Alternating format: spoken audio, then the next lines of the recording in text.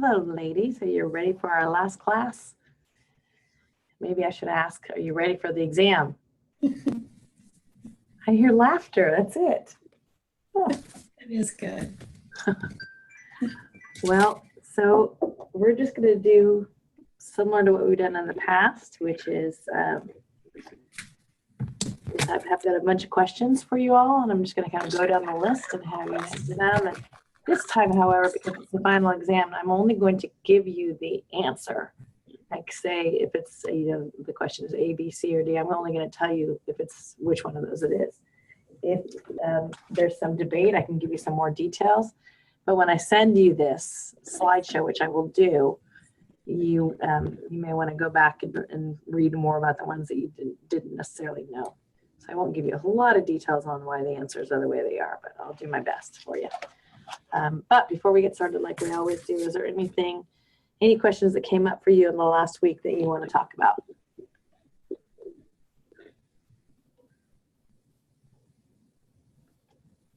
All right. So, Mary, you're the first one on my list. So I'm going to give the first question to you. And feel free at any time to phone a friend. You've got at least 4 other people on the line who might be able to help you. Okay. Here's the first one. An organization has implemented CSR responses as a way to demonstrate good citizenship. Which phase of the maturity curve are they most likely in? Tactical, compliance, integration, or transformation?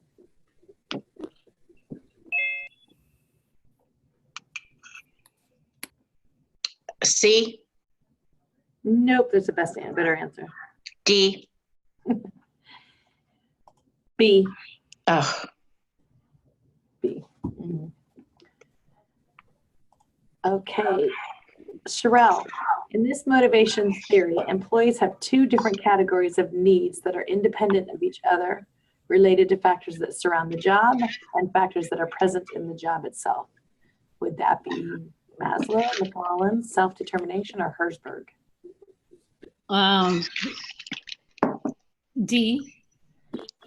D, that's correct, D. All right. Missy, I've got you next on the list.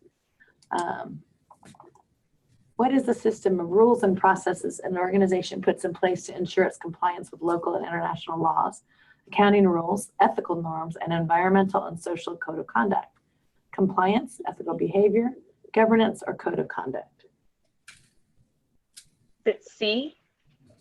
Yeah, it's governance. Mm-hmm. Correct. And Sandy, a plumbing company employs 50 service technicians who are all male. An employer requests a meeting with the HR director. The employee has worked with the company for 10 years and recently began the process of gender transition from male to female. The employee tells the HR director that she believes she is being discriminated against. Her supervisor denied her request for a new set of uniforms with her adopted female name written on them. What should the HR director do first after listening to the employee describe her concerns? Assure the employee that she can speak with HR about any work-related problems related to her gender transition. Schedule a meeting with the employee and the supervisor. Ask about the supervisor's actions and decide if the actions are discriminatory.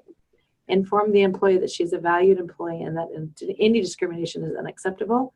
Explain how the issue will be investigated. Or document all meeting details, research local laws on transgender discrimination, and schedule a meeting with the supervisor and legal counsel. Can you go back to the paragraph, please? Absolutely.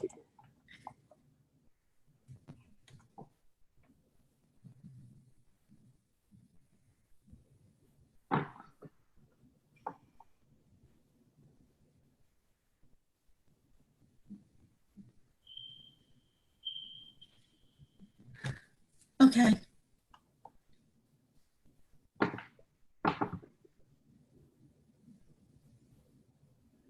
C.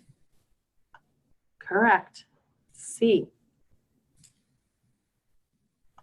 Heidi, HR meets with the supervisor to discuss the employee's allegations. The supervisor explains that due to a tight budget, new uniforms are provided only when the old new ones are noticeably worn or torn.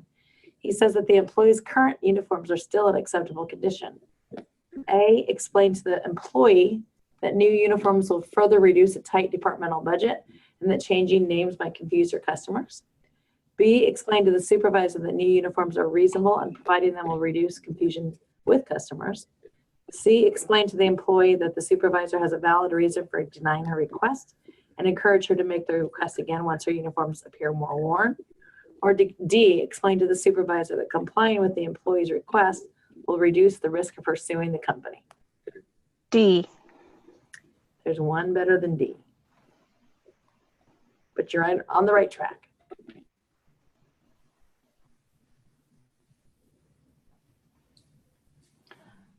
B. Yeah. Correct. And it's B because this is basically a reasonable accommodation. So you probably would get to D, but B is the better first thing to do. Michelle, what are principles of conduct within an organization that guide decision-making and behavior? Compliance, ethical behavior, governance, or code of conduct?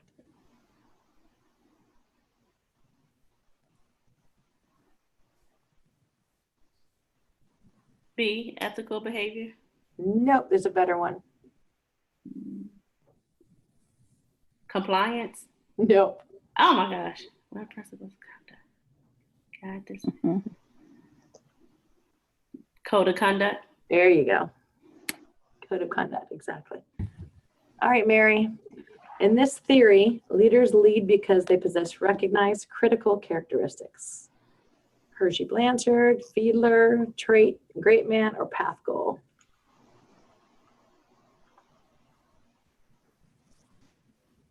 C. Trait and great man, that's correct. Sherelle, being in accordance with all national, federal, regional, or local laws, regulations, and government authority requirements is a definition of compliance, ethics, submission, or moral code. Compliance. A. That's correct. Oh, Missy, what would be a good process to ensure socially responsible supplier conduct? Conduct weekly meetings, audit their social media reputation, inspect their work sites, or define legal standards for working with the organization? Inspect their work sites. That would work for me. Yes. Sandy, which is true for low context cultures? There are networks of people with long-standing relationships. There is a lot of history and a lot of rules that are not obvious to outsiders. What you say is often not what you mean, or there is less shared experience.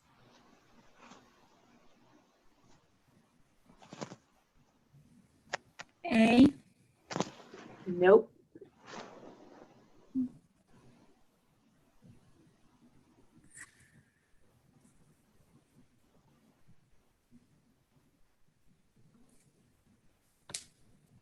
C. No. Those are both high context. Oh, okay. Then it's B. D. D as in David. Yeah. Yeah, if you remember, with low context, there's a lot less experience and you're more likely to say what you mean. Whereas in low context, in high context, A, B, and C are all the traits of a high context culture. All right, Heidi. Feel free, any of you, to speak up if you have a question about any of them. Heidi, how can data analytics be used to improve employee recruitment and retention? A, predicting employee preferences and aligning HR practices accordingly. B, communicating benefits of employment consistently. C, protecting employee data against internal and external security breaches. Or D, tracking and creating reports on compliance with procedures. A. Yeah. A. All right, Michelle. Chain of command refers to the extent to which policies and procedures govern the role of organizations, the number of individuals who report to a supervisor, the line of authority within an organization, a balance between standardization and localization. C. Yes, C, it's the line of authority. Mary, back to you.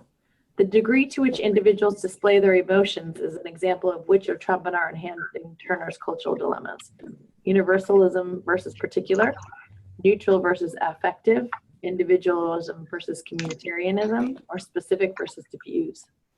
B. That's right, affect. Think affect.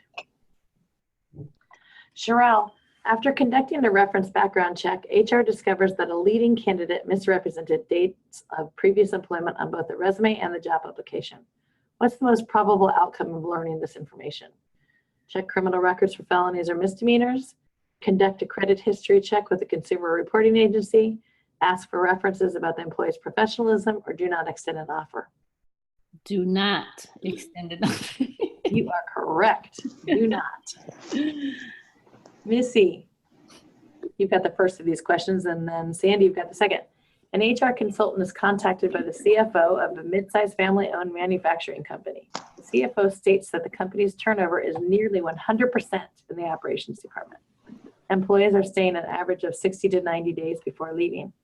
Exit interviews indicate that the high turnover has occurred because there's very little training. CFO doesn't understand this because all new employees participate in a one-day orientation and the onboarding program. HR consultants also learn from the CFO that the manager of the operations department has a reputation for being aggressive and direct. This manager directly reports to the CEO, has been with the company for 10 years, and is a good friend of the owners. CFO admits that the operations manager can be difficult to deal with sometimes, but nobody says anything because of the strong relationship with the family. CFO says morale is low in their operations department, but an employee survey has been done in the 2 years that the CFO has been in the company.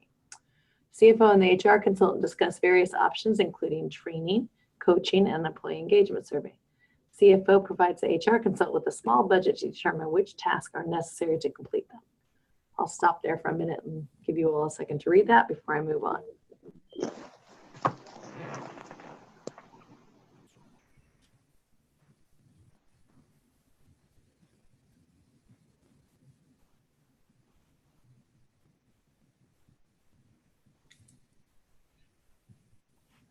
You can tell me to go back, but Sandy, this question is for you. What should the HR consultant do to determine the true cause of turnover as soon as possible? Continue discussions with the CFO, privately speak to the family that owns the company, talk with the executive staff, or further analyze exit interview information. D, further analyze exit interview information. Yes, ma'am.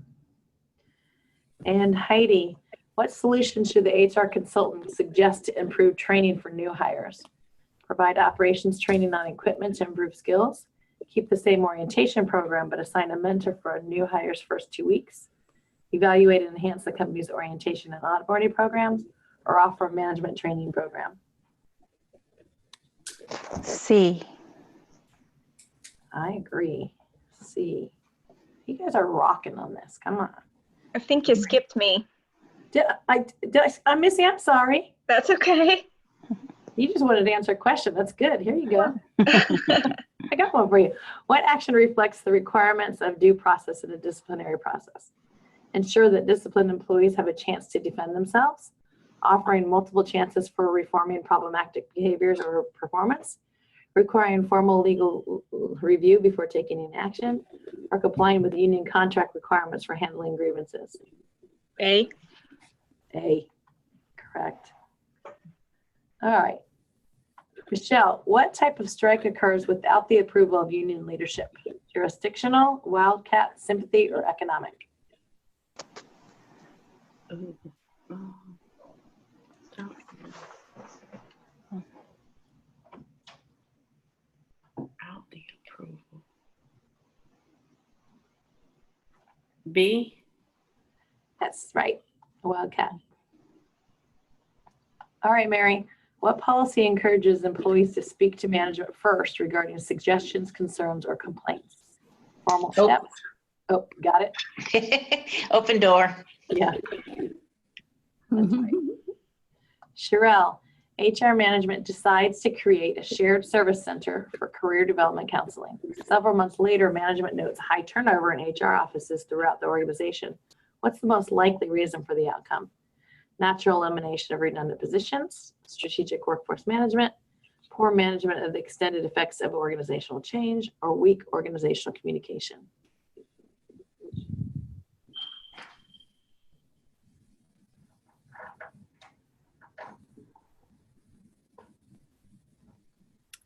I would say G. There's a better one than that. C. Yeah. Yep. Let me see, but I don't, we can come back to the shared services center for counseling several months later, high turnover. Are the two related? So actually, they're throwing you off a little bit here. So they're talking about making a change. And the organizational change is that shared services center. Ah, okay, But something's happened to make it not work the way that they want it to. okay. All right, Missy, I won't forget you. An organizational effectiveness and development initiative focuses on several departments that are expanding or facing future challenges. What type of OED intervention is this? Individual, team, organization, or local? Organization. Nope, there's a better one. Team. Yeah. And what's the difference between, why is this team and not organization? Because it's several departments instead of all of them. Yeah, because it's several departments instead of all of them, and because they're usually, when it's an organizational one, they'll tell you what's happening, like whether it's a budget, they're downsizing because of budget, or there's a new strategy for the organization. But otherwise, it's going to probably be team. Sandy, what is the primary advantage of a balanced scorecard approach to measuring organizational performance? It allows organizations to assess intangibles. It takes less time and effort to gather critical data. It does not require a financial perspective. It requires the involvement of the entire organization.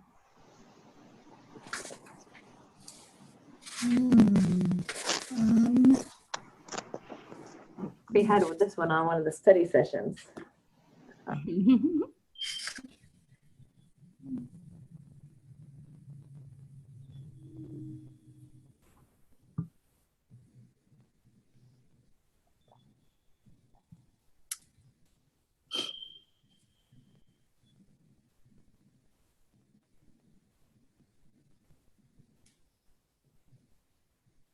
D.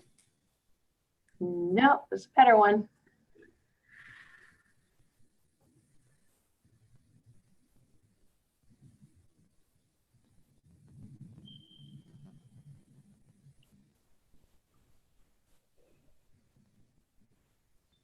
I'm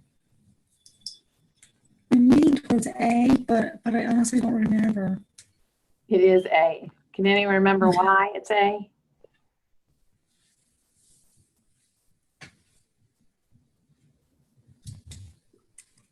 If you remember on this one, the balanced scorecard, remember it talks about reporting and finances and learning and development, and some of those are intangible. You can't really measure learning and development in the same way that you measure finances. So it allows you to measure some things that typically go unmeasured, or from a stakeholder perspective, that you can see more clearly how things are impacting stakeholders. So that's why they say it's intangible. That was Sandy, right? Heidi, which of the Yes. following determines the relative worth of each job in an organization? Specifications, study, evaluation, or analysis? Specification. No, relative worth.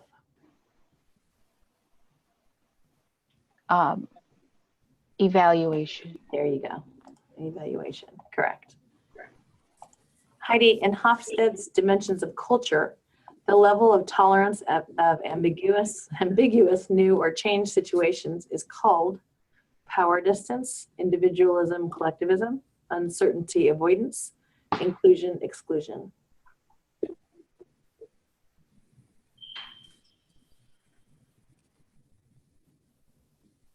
C.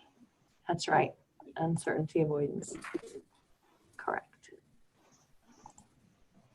Mary, a retail chain business model requires the handling of cash and credit card debits cards by a large number of cashiers who do not typically stay for long with the employer. What action reflects the appropriate priority for this risk? Build possible losses into profit margins, monitor losses and credit issues quarterly, raise cashier salaries, or implement immediate technical controls.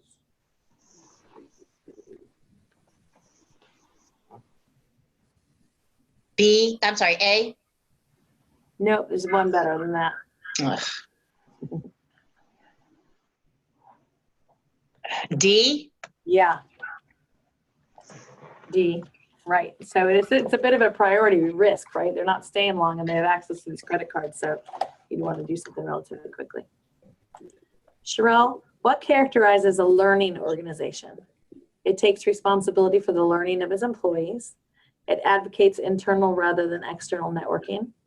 It manages change and adapts to its environment, or it encourages each department to function independently. C. Yeah. C. A learning organization is learning about itself, not necessarily about, this is not a training and development type question. Missy, an organization has implemented a recruitment and hiring program to increase the diversity of its workforce, but the retention rate for new hires is low. What step would offer the most help in correcting this problem? Message from the CEO to all employees about the reason for pursuing diversity, re-examination of the organization's recruitment strategy and channels, implementation of employee resource groups, or review and revision of the employee value proposition.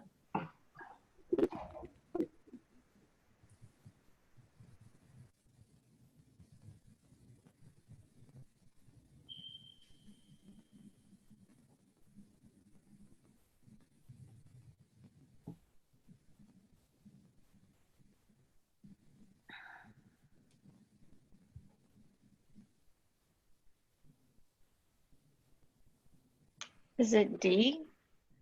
No, there's one better than that. B? Nope. You said B? Yeah, C? No. It's not D, it's not B. I think she said C. C? Yes, C is correct, yes. Yeah, so this is a diversity question, not a recruitment question.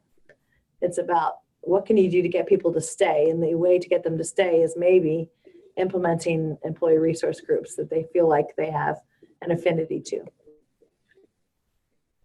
Sandy, Harry, a project manager, wants to ensure that his employees are highly productive and satisfied with their jobs.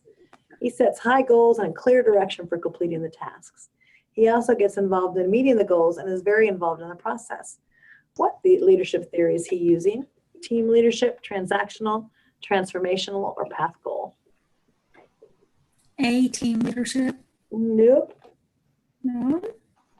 Then it's D. Yeah, because team leadership, yes, right, exactly. In terms of a leadership theory, there's not a leadership theory named team leadership transactional or transformational. Okay. Heidi, what's the difference between career planning and career management? Career planning focuses on the organization's needs. Career management focuses on the employees. Career planning focuses on developing a career path. Career management focuses on individual skill assessment. Planning responsibility lies with the individual. Management responsibilities lies with the organization. Or there is no difference between the two.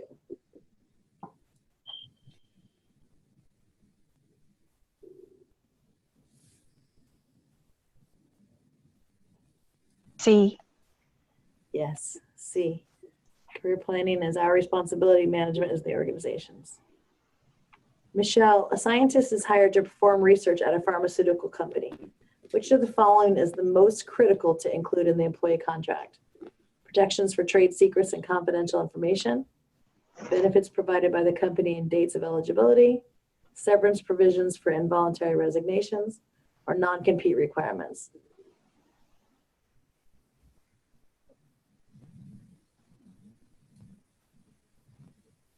A. Yeah. Right. All right, Mary, what positive outcome will result from coaching high potential employees? Employees will change jobs less frequently. Employees will contribute more effectively to the organization. Employees will be less engaged in their current job, or they're more likely to leave the organization. B. Yes, B. Sherelle, a manager who utilizes the achievement-oriented leadership style will likely show personal concern for employees, clarify tasks and delegate assignments to specific team members, have high performance expectations, or assume only those with specific characteristics will succeed? C. Yes. Sorry, I have B on here, but you are right. It's actually C. Okay. You're right. Okay, so Missy and Sandy, this is to you all. Miss Sandy, you keep getting these. I know. All right, a team leader in the accounting department has been recommended for promotion. As part of due diligence, an HR staff member reviews the employee's records, including their most recent 360-degree feedback report. The summary report mentions a discrepancy between the feedback provided by the team leader supervisors, a member of the leadership team, and the team leader in the self-assessment section. Supervisor sees the team leader as focused, disciplined, organized, and committed. Team leader describes herself as goal-driven and results-oriented. She acknowledges that she can improve her personal skills. The team sees this leader as rude, abrupt, and unwilling to listen. They are afraid to disagree because the team leader then berates them. Policy regarding the 360 feedback is that the subject and the supervisor have access only to a summary report. Subordinates do not receive summaries. Looking further into the records, the HR staff member finds that an earlier 360 pointed to similar conflicting impressions. HR staff member must provide the HR manager with an evaluation and recommendation. Give you a moment if you want to read over it, and I'll ask the question.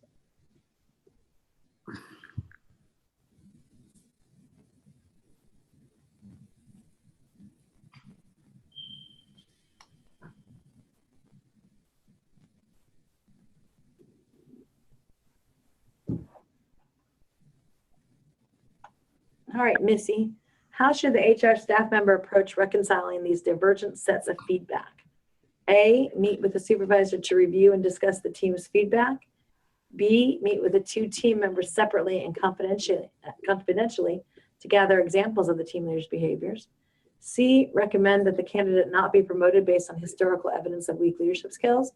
Or D, let the promotion proceed since the supervisor's performance reviews of the team leader have all been positive.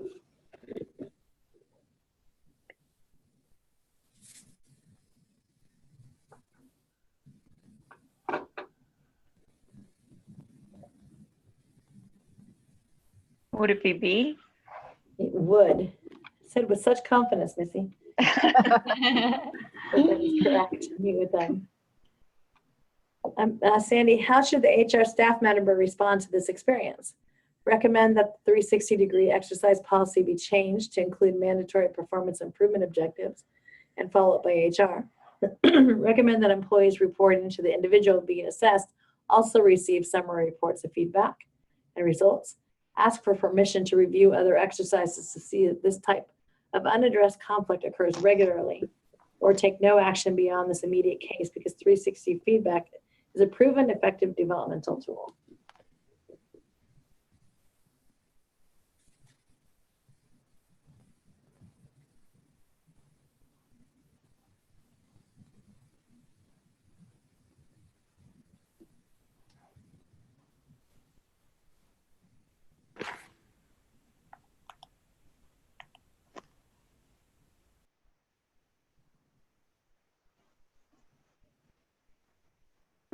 I am torn between A and B, but let's see.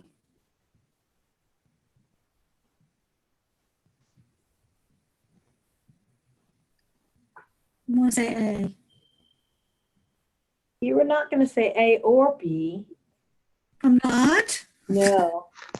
No. Then it would be C.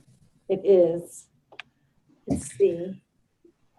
Yeah. So anyone have any ideas of why it wouldn't be A or B? I would have gone with A as well.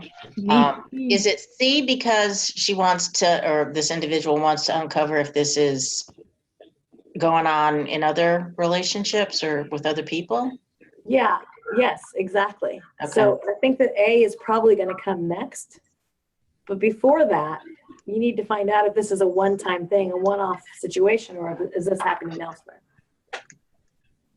So A would be the next logical step after C, but find out if this is a trend or is this a one-time thing.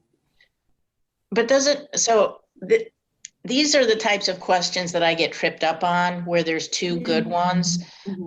So aren't we talking about what she's going to recommend regarding this one experience?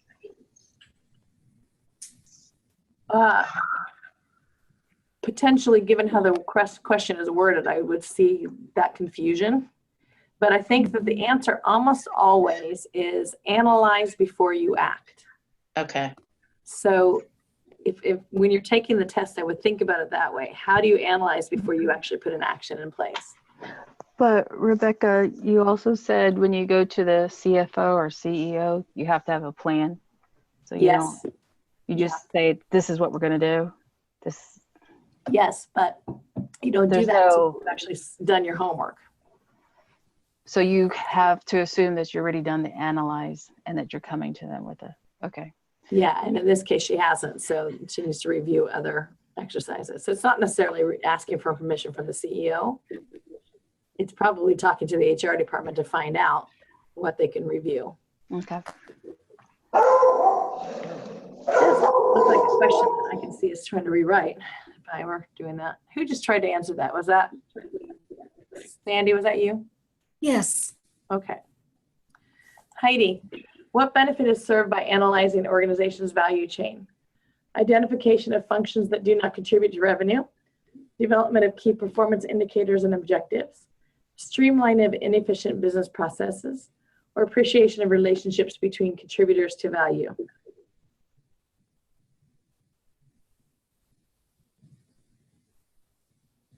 I would say B. Think about what the organization value chain is all about.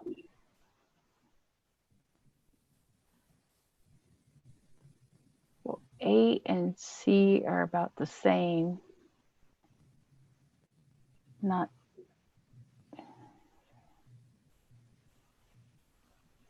D. No, it's A or C. Well, they're both evaluation what is not worth. A. And C. Oh my gosh. So the value chain is all about, I'm sorry. Sorry. You said D, sorry, I was looking at the next question. Okay, so it is D. And if you remember the value chain is about how the different processes and contributors add value to the organization. So the value chain is how HR and marketing and finance and everything work towards the value of the organization. Okay. So those relationships. Sorry, now I'm really confusing you guys. Okay, Michelle, what type of law is based on written codes such as laws, rules, or regulations? Extraterritorial, civil, common, or religious?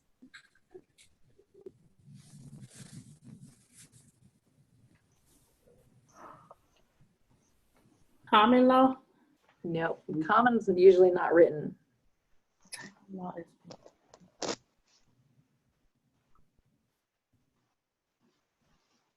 the regulation.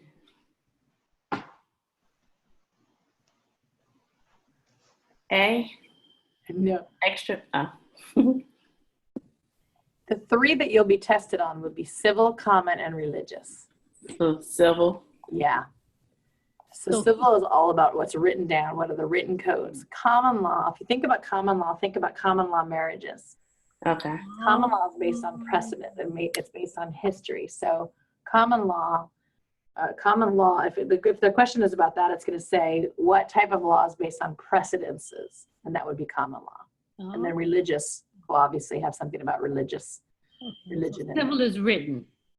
Yes, civil is written. Just remember the I's. Written has an I and civil has an I. Common doesn't have an I. I like it. Okay.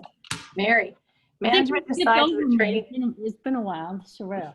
I know, since we've had that one, I know it's going back like 14 weeks.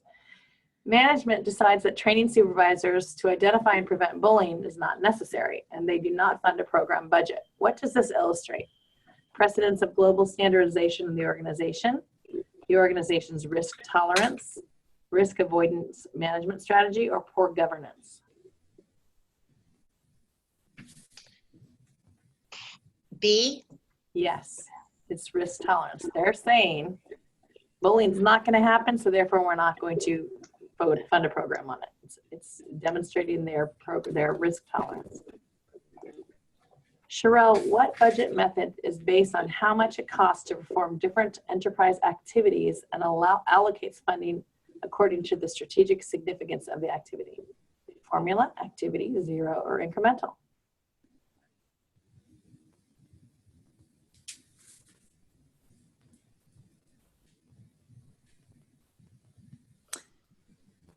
I'm gonna go with activity-based. Yes, this is not a trick question. It is activity-based. Yes. All right, Missy, what should a human resource professional do to prepare global assignees for their international assignment? Discuss country-specific risks, train expatriates to avoid potential personal security issues and how to deal with issues if they occur, encourage expatriates to keep up with current events, particularly those that relate to political and social unrest, so they become immediately aware of increased risks of their personal security, or remind expatriates to register with the appropriate embassy in the host country, de-emphasize personal security issues to minimize anxiety about the assignment. I'm going to go with B. Yeah, you know, this is a pretty tricky question in that if the key here is what should we as HR professionals do? All of those are not necessarily bad, but which one would we be more likely to do? And it's not B.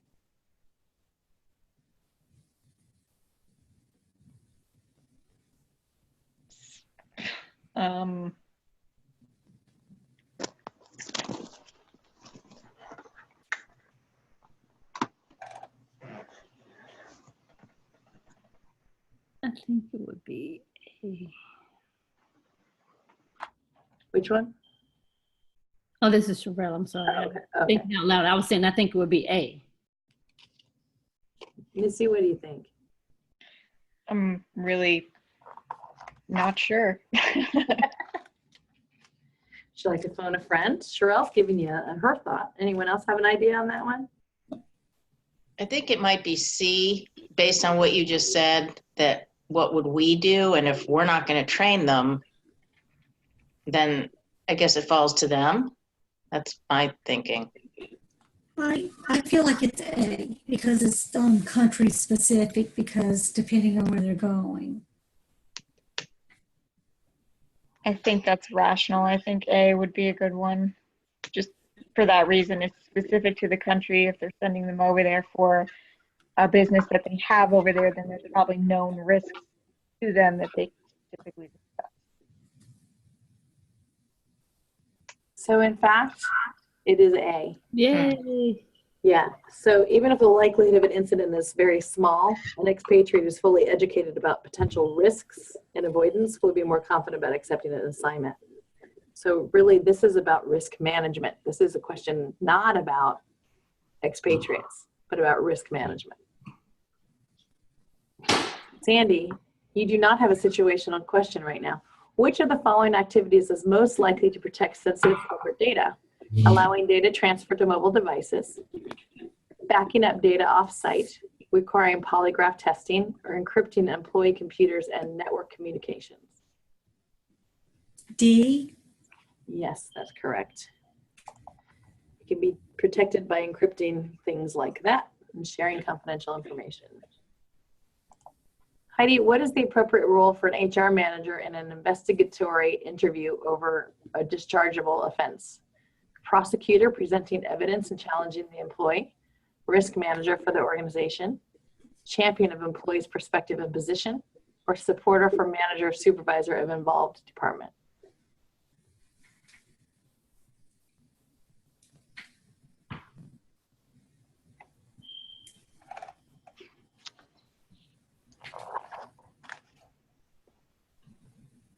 B, risk Yeah. management. That's correct. So oftentimes in our organizations, we play one of the roles of C or D. Sherman's going to tell you that we have to balance those two. We have to be the risk manager for the organization, which means we balance being the employee champion and the manager champion. That's right. Was that Heidi? Yes. Okay, Michelle. A business operates in an industry characterized by a high level of competition. The sales function is evaluated on its ability to build market share. What service could HR provide to the sales function? Needs analysis of Salesforce knowledge and skill gaps, development of executive compensation plan, research into effective sales techniques, consultation on Salesforce incentive compensation design. Build market share.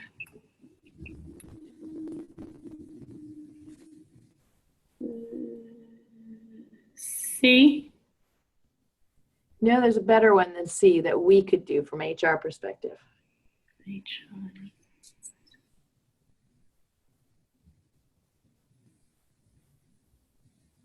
HR standpoint.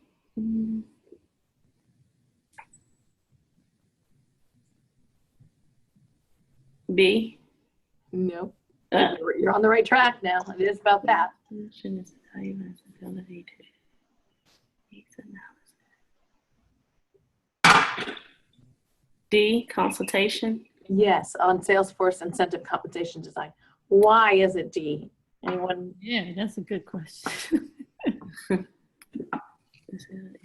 So why isn't it A when we were just told to analyze or get more data first? Here's why. Because it's saying at the very beginning of that sentence, a high level competition.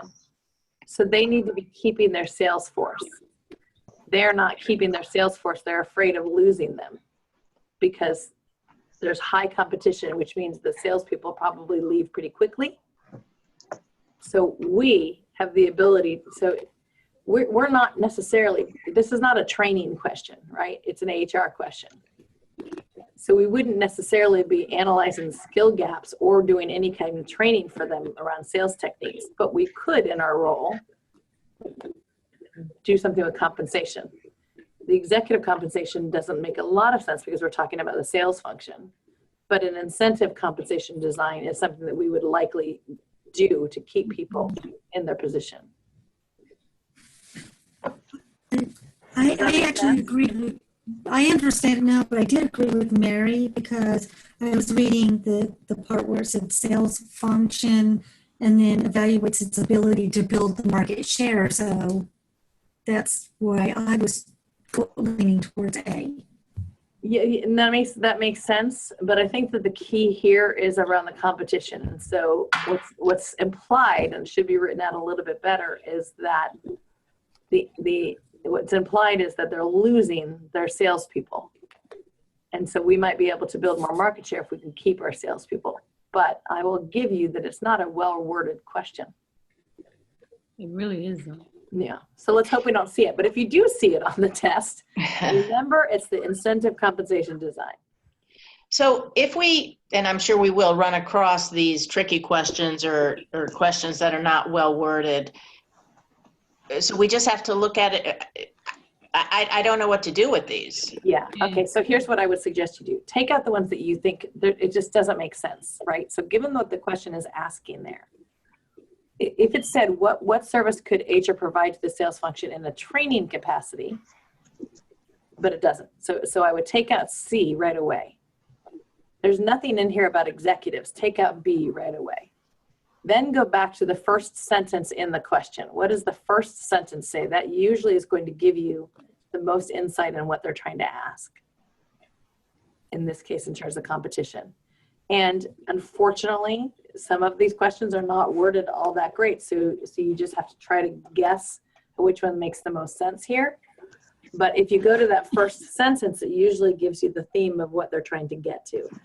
Well, what you can't tell is whether the current sales force is doing well That's right. or they're crappy and you got to get better ones. That's right. I'm keeping a list of the questions that I think are crappy, by the way, and sending them in based on some of your feedback. But I think you're right. I mean, I think that this question is not worded well because it doesn't really give you enough data to answer the question. But if you do see it again, So that's assuming they're doing great and we want to keep them. it's exactly right. We're trying to get more market share and we're trying to keep our salespeople from going to the competition. Exactly. Mary, which of the following actions is most likely to reduce job burnout? Offering stress reduction classes, raising wages, providing employees with more sick days, giving employees control over their work.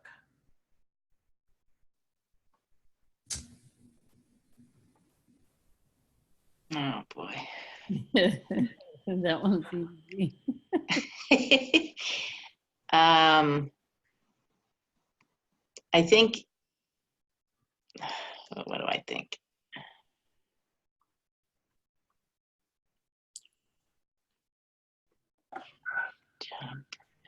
D? Yeah. Any thoughts on why it's D?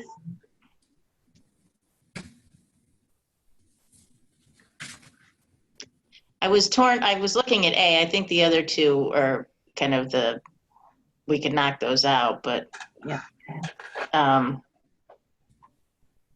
I mean, what if it's a situation where they can't control their work? They're like on a production line or whatever.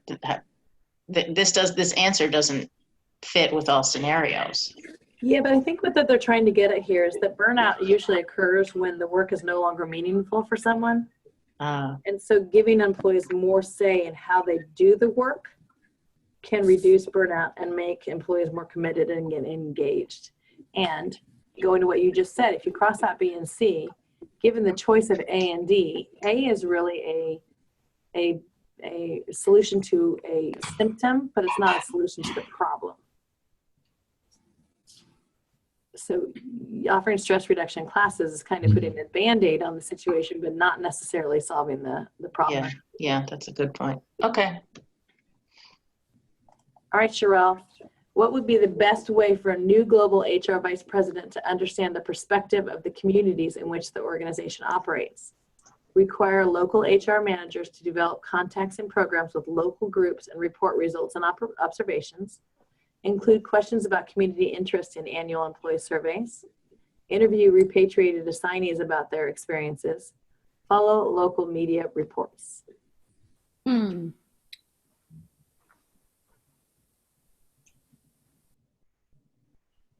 I would say C. Look at the question again. Let me see. Okay. What's the best way for the new global vice president to understand the perspective of the communities in which the organization operates?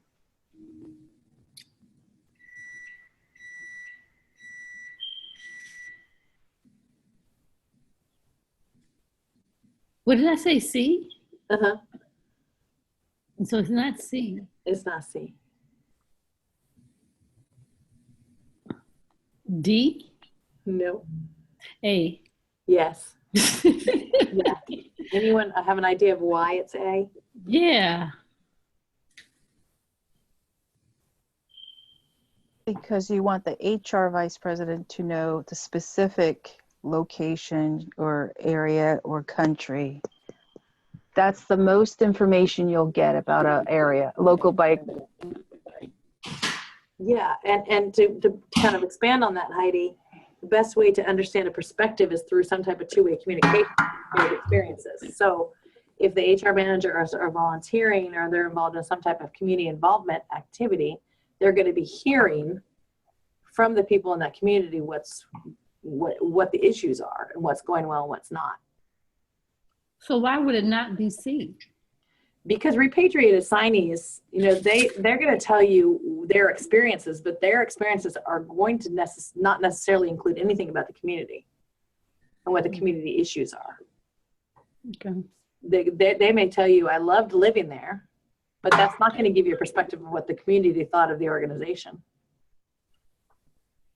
Does that make sense, Sherelle? Mm-mm. All right. Anyone else? You have more depth of information on answer A. Does that make sense? You have more information answer because you're talking about programs or local groups, the people who live there, local HR manager, that means they live there, they're already there, versus talking to somebody who works there and leaves again. Okay, that makes sense. And if you even look at the question doesn't ask you about anything about international assignments. Yeah. Other than the word global HR vice president, right? Other than that global word. So they don't really talk about whether this is related to international assignees or not. They're talking about the communities. Got it. So of those answers, then, which of the answers really would give you the best perspective of those communities would be getting to know them in a way that you are interacting and communicating with them one-on-one. Okay. So again, with these questions, start crossing out the ones that just don't make sense with the stem of the question, cross out the answers that don't make sense, and then try to differentiate in your mind, okay, if HR is answering this, the global HR, what does that mean versus what I would answer in my own organization? Missy, what constitutes bribery? Giving or receiving something of value to influence a transaction, an employee having an economic or personal interest in a transaction, hiring the former employee of a competitor, or obtaining the services of an agent or agency for assistance in securing a commercial contract. A. Yeah. Hey. Sandy, what question does the employee value proposition answer? What are the negative aspects of working for this company? Why would a talented person want to work for this company? How does this company's pay scale compare to its competitors? To what extent are people actively engaged in their work?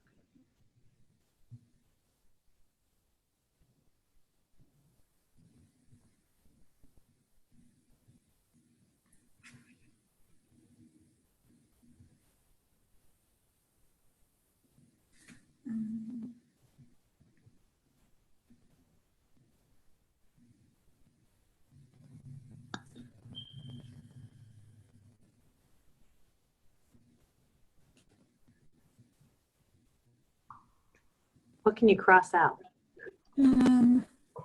A. Right. I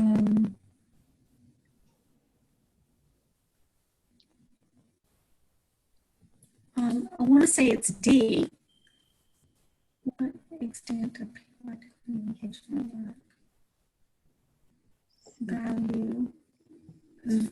If I want to say engaging in the work, because if they're, well, I don't know, it didn't say positively engaging employee value. And value could be pay scale too, so maybe I'm thinking of it too hard, too much. What is the employment value proposition? Go back to that. What is that? Do you remember that term? I do.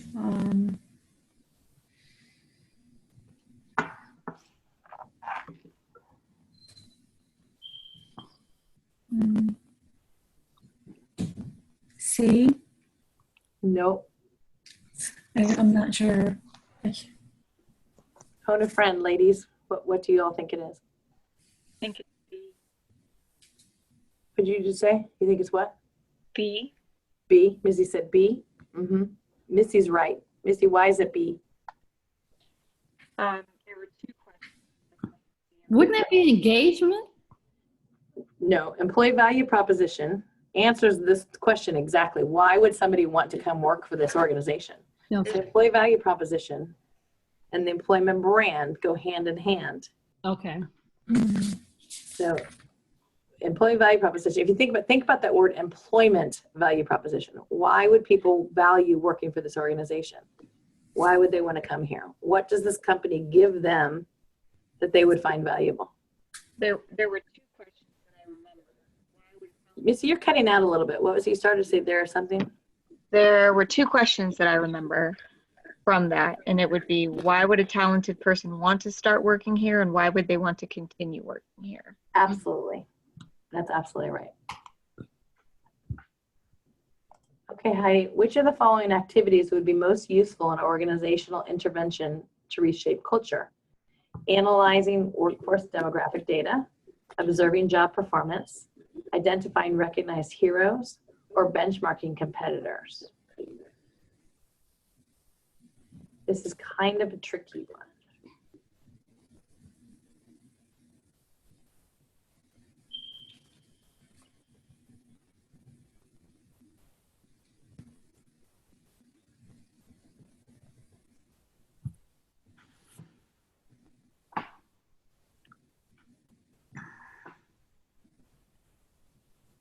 D, benchmarking competitors.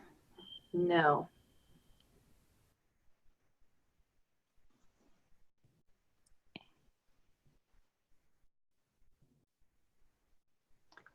B. No, I'm going to give you guys this one. Does anyone know what it is? Any ideas? I said A. I would have A. thought A. It's C. See? Oh, brother. Wow. Okay, I think that this is not one you'll necessarily see, but let me explain why it's C. The first step in a cultural transformation is to understand the current culture. You can do this by observing meaningful stories, rituals, and people, as well as languages and patterns for like communication and decision making. And so the reason for this question is to say, if you're trying to shape culture, who are people that are kind of recognized as the doing the right thing within the culture? That's why it's a tricky question. It's not a great question at all. Who are the people who are recognized as those people who then can help you to analyze the demographics, to benchmark and do all those other things first? But this is really the question of getting the right team of people in place to then do the intervention. And so it's terribly worded, but if you think about recognized heroes as the people you would get beside you to do the intervention, it makes a little bit more sense. They're people who are respected in the organization who can then help you change that culture.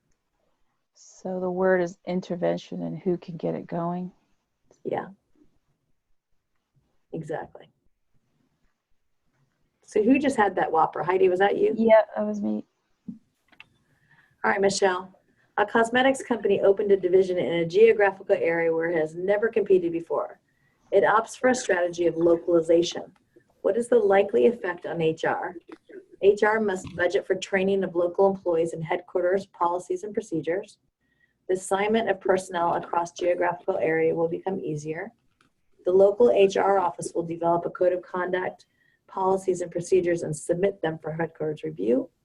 Or HR management will schedule a more frequent audits of the new function to identify instances of lax policy enforcement. Ops for a strategy of localization.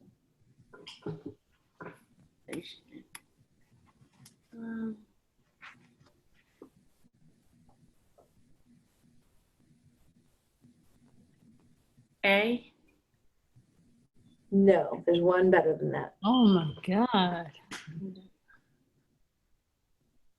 Yeah, optimal strategy of localization. C. Yeah. So if it's a strategy of localization, who's going to be doing what is what you need to think about. Okay. And in a localization strategy, the local HR office will be developing those type of things and then get a review. Mary, which of the following best describes the path goal theory of management? Management and employees have regular one-on-one meetings. Success depends on other managers' directives. A clear direction is set for employees to meet their objectives, or supervisors need to micromanage employees. C. That's right. A clear direction is set. Sherelle, for sure you have this next one. Maybe even Missy too. The new HR director at a local government agency is tasked with overseeing an internal position audit to ensure that all agency jobs are in compliance with labor regulations. Most of the agency's 300 workers are currently considered salaried employees. A small group is classified as independent contractors. The audit determines that several positions classified as independent contractor should actually be employee status. The HR director reports the findings to senior management. Stakeholders acknowledge the need to adjust the status of these individuals, but they are worried that doing so will call attention to the fact that the agency has violated the regulations. Give you a second to reread that should you want to.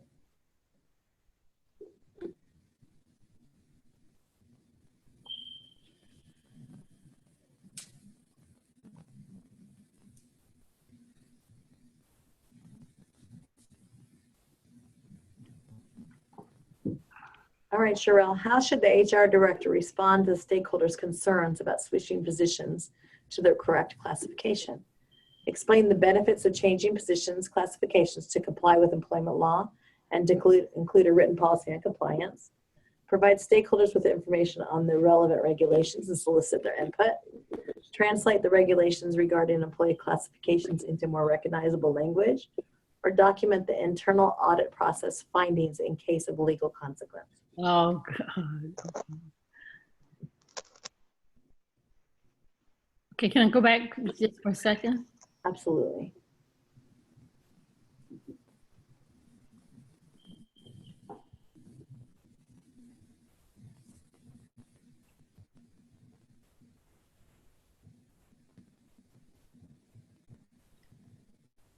Okay.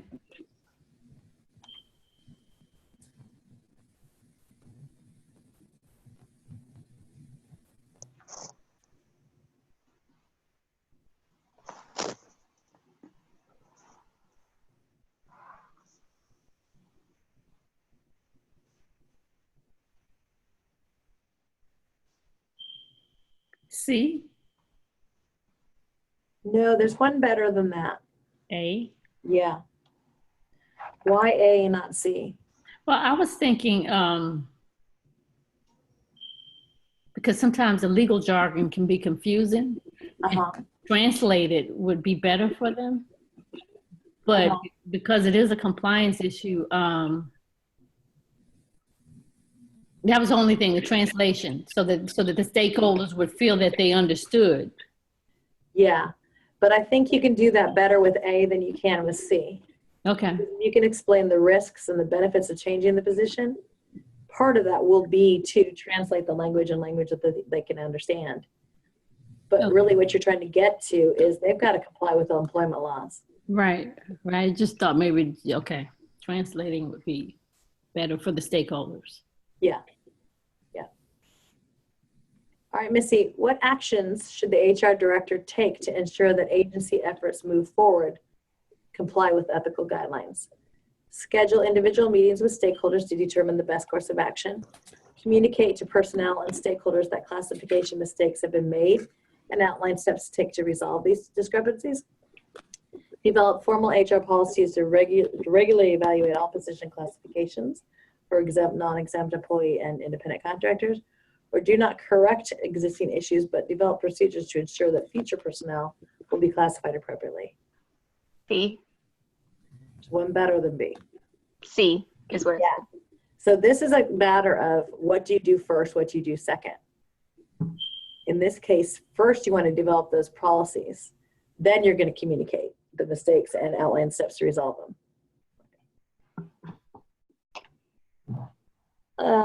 Sandy, management has a history of poor communication with employees. They act with little input and offer little rationale for decisions. A senior manager wants to conduct an employee attitude survey. Believe it will help improve morale. What would be the most important thing you could advise? Don't do it unless management commits to responding to results. Ask for employee feedback. This will demonstrate interest in employee opinions. Ask an outside consultant to create a survey that will have more credibility. Or focus on safer work issues such as facility operations and amenities.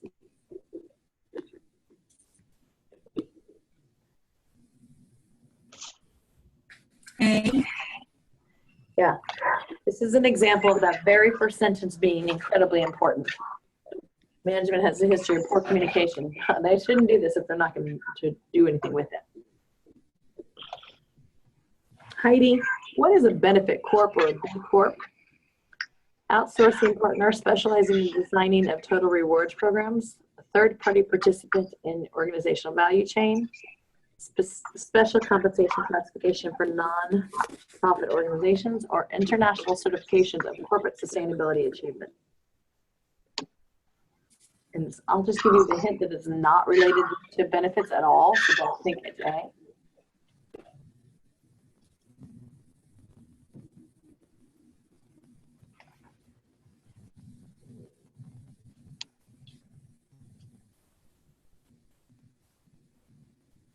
would it be A? It's not A. No. It's not, it has nothing to do with benefits. Look, I would have thought it was C.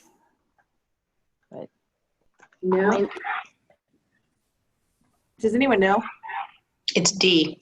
It's D. That's right. So the benefit corp is that certification that companies can get to say that they have done something in their organization that is an achievement in corporate sustainability. I just remember this, I make Ben and Jerry's, so the B and B Corp and the B and Jerry's. I love your little I like that. mnemonics. It's good. All right. Michelle, right? Michelle. What situation illustrates task conflict in team interactions? A younger worker is frustrated with an older worker's political opinions. A team member is offended by another worker's chronic lack of punctuality. In a previous job, one member supervised the other. Now the two cannot cooperate. Or team members argue continually about the best measurement of project success.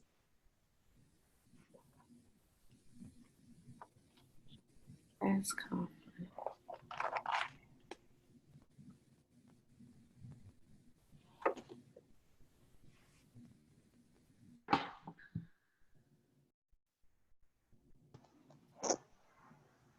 B?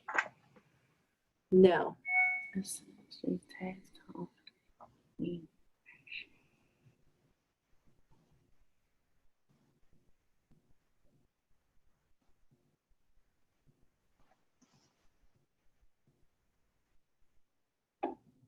Look at the words task conflict.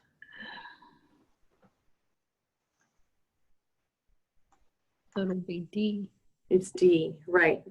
So a task conflict is usually about how work is done. The other three examples illustrate interpersonal conflicts based on various causes, but they don't talk about a task conflict. D is the only one that really is talking about how team members aren't getting along because of project success, which would be a task conflict.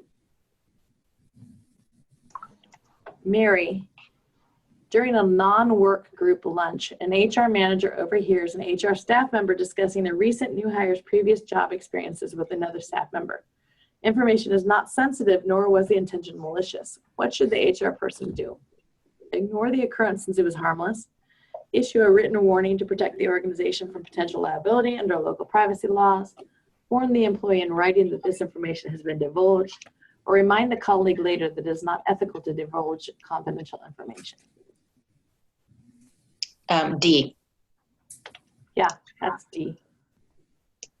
Yeah. Sherelle, what is the benefit of determining your BATNA, or best alternative to negotiated agreement, before beginning the negotiation? More accurate sense of the value you need, more aggressive opening negotiation bid, deeper understanding of the other side's needs and wants, or quicker negotiation pace?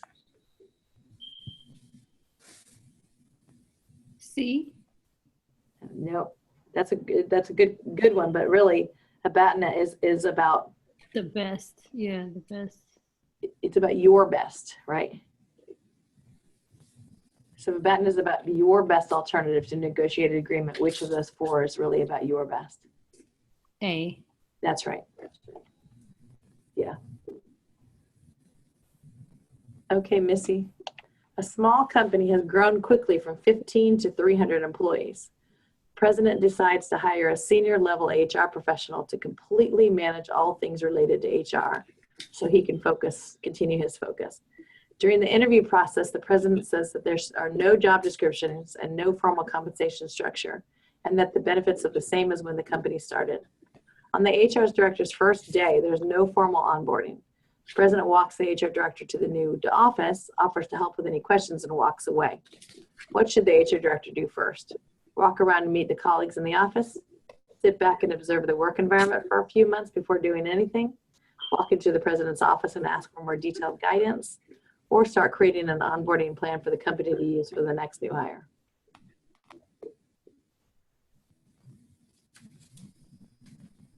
I would say A. Yeah, it's A. Probably D is not a bad one as well, but first thing that you should do is walk around and introduce yourself. He should have done it, but we'll give him the benefit of the doubt.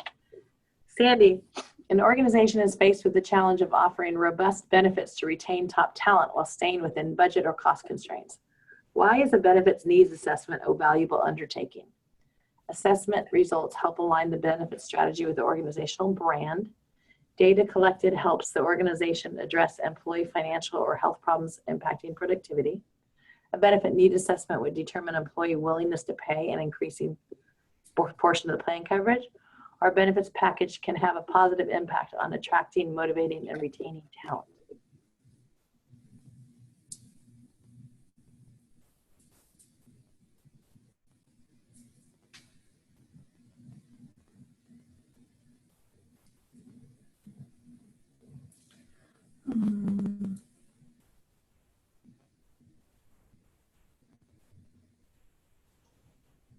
A? Mm-mm. No, okay. Let's see. Retain. Why do you have a benefits package? Good. It would be D. Yeah. Yeah. The reason you do a benefits needs assessment is to figure out how you attract, motivate, and retain your talent. Right? So you have a benefits package to do that. So you would do a needs assessment to figure out why people stay and why people might leave. Okay. I think I was focusing more on the budget and the cost side of it versus the benefit of it. Uh-huh. Yeah. Heidi, which of the following reporting analytics features of an HRIS provide high-level real-time metrics that are configurable to user preferences and can be linked to essential organizational metrics? Ooh, that's a lot. Dashboards, ad hoc reports, standard reports, electronic HR reports. Dashboards. Yes, dashboards. Dashboards provide leaders with high-level real-time metrics. Exactly. Michelle, the company's hourly workforce has not had a raise in the last 3 years, although virtually all salaried workers have received at least a 2% annual adjustment with an additional 2 to 3% merit award based on individual performance against goals. What should the HR director do about the pay equity within the company? Based on the scores from past performance evaluations, we retroactively give hourly employees up to a 5% increase. Give all hourly employees a 5% increase to make up for the years they haven't had an increase. Wait until the next pay cycle and remind the department heads to provide merit increases to hourly staff as well as salaried, or conduct a pay equity study and compare internal and external data, recommending changes to the leadership team for approval.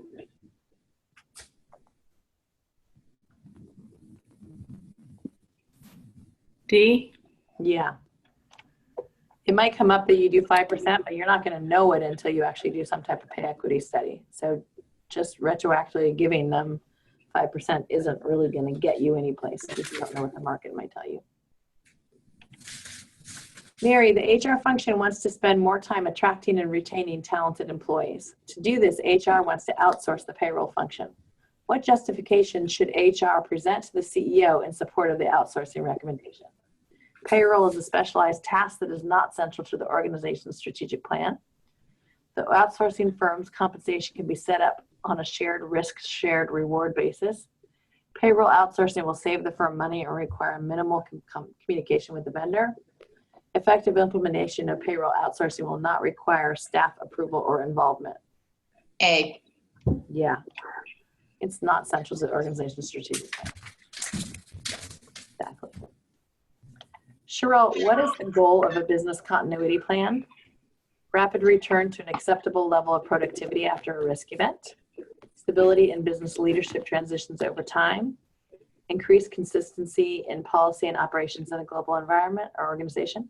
Or smoother operation on cultural transitions during reorganizations.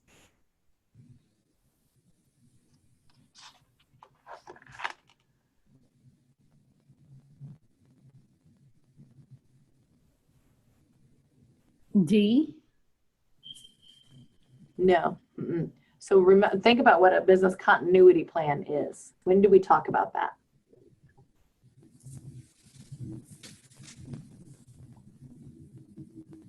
Is it after a risk event? Yes. A. Right. So a business continuity plan really sets out a way for an organization to return its operations as quickly as possible after some type of risk event. Missy, an HR manager has been told by senior management that no new programs can be added this year. However, the department just received its third complaint related to a supervisor's lack of awareness about diversity. How can the manager best justify including a diversity training program in the business plan for the coming year? Postpone this objective until the next planning cycle. Don't list the program in the HR plan and fund it through other plan areas.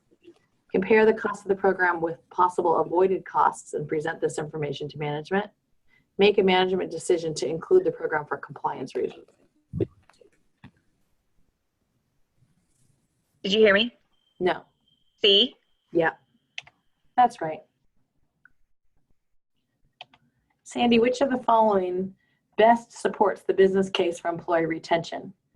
There are fewer compliance issues with employment laws. Education and training expenditures are reduced. Incentive-based rewards are most effective at all organizational levels. Or turnover and talent shortages affect organizational performance. D. Yeah, if you're creating a business case for employee retention, you want to talk about turnover and talent shortage, right? Heidi, an organization recently revised its strategic plan to enter a new vertical market. What is the most important thing the training department can do to support the initiative? Recruit salespeople with experience in the new vertical market. Identify the cost of training associated with the new strategy. Monitor the effects of the change on the workforce. Determine how training can align with and support the strategy.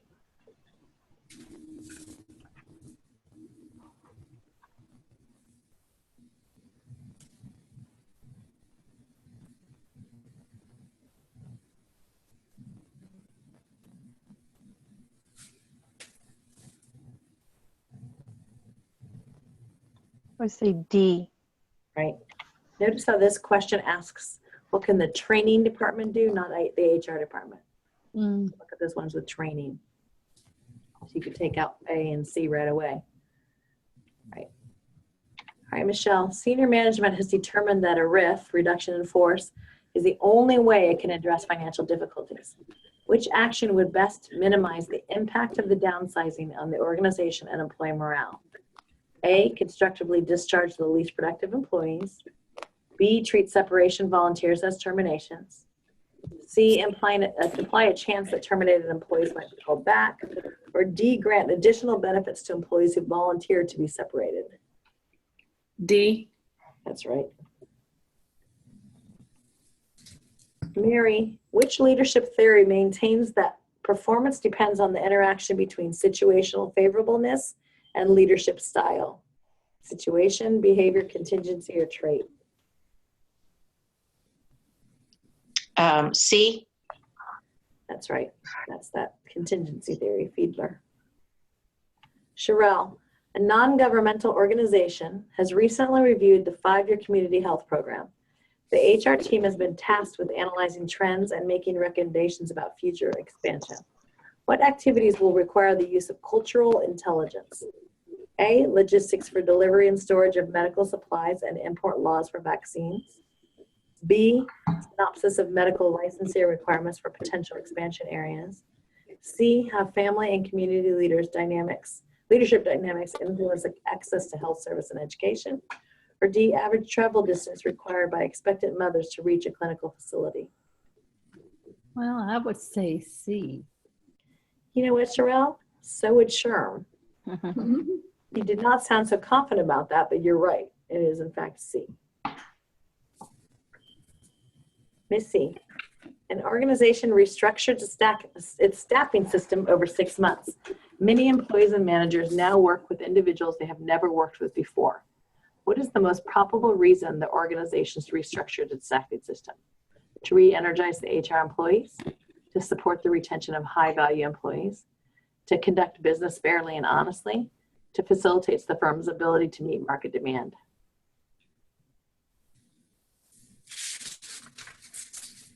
D.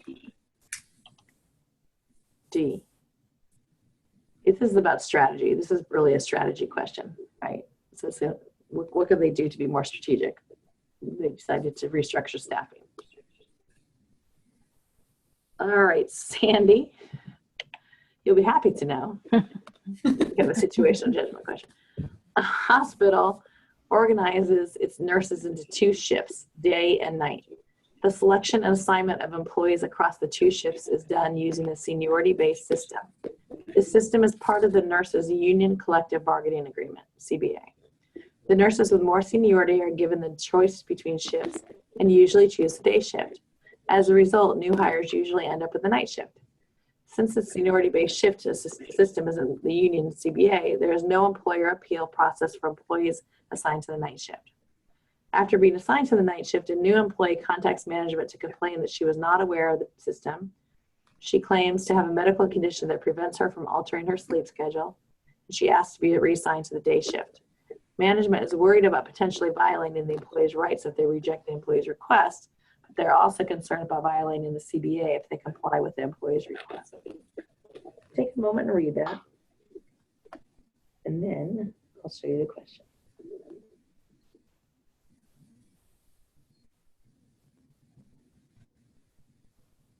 Okay. What should the HR manager do first before formulating or proposing any solution? Conduct a work analysis comparing and contrasting the day and night shifts in terms of worker and work requirements. Consult external legal counsel on whether this employee has a valid case and what may be a proper course of action in the situation. Arrange a meeting with union reps and have an open conversation about the issue. Or D, discuss the concern with more seasoned employees and evaluate what their reaction may be if the new employee is accommodated.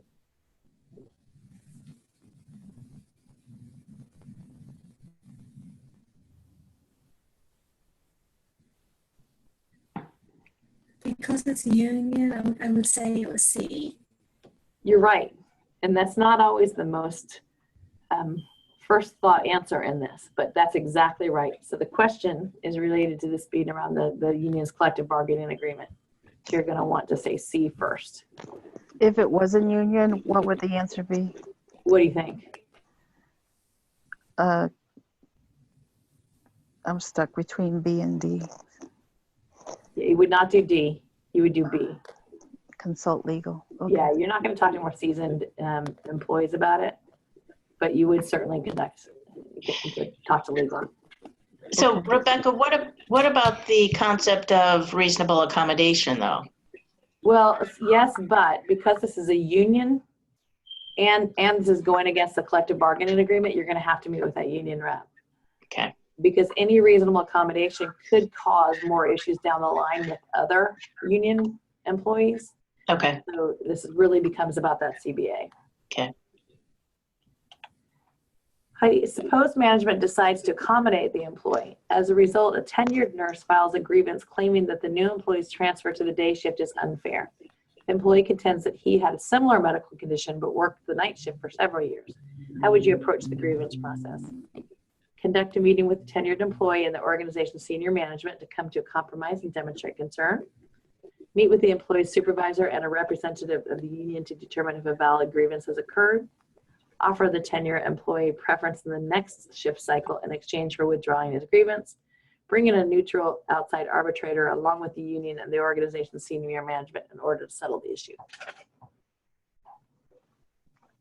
I would pick D. D as in David. Yes. There's one that's just slightly better than D. It'd have to be B. Yeah, it's B. You're not going to bring in an outside arbitrator until you have that conversation first. Okay. So you want to avoid that outside arbitrator as long as you can, because when you have an outside arbitrator, you're basically pitting one group against another. And so if you can have a meeting with the employee supervisor representative, you might be able to see if there's a grievance at all and how to resolve it before you actually even have to bring in an arbitrator at all. When you get an arbitrator, whatever they decide is the law. That's right. It's binding.